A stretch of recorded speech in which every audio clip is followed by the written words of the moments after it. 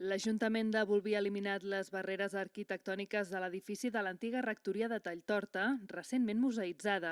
Concretament ha instal·lat una rampa i un ascensor per tal que tots els veïns i visitants hi puguin accedir.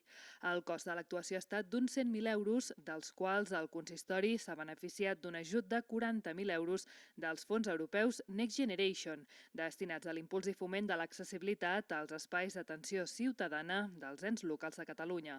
Dels 17 municipis cerdans, només Bolvir i Meranges han pogut beneficiar-se d'aquesta línia d'ajuts.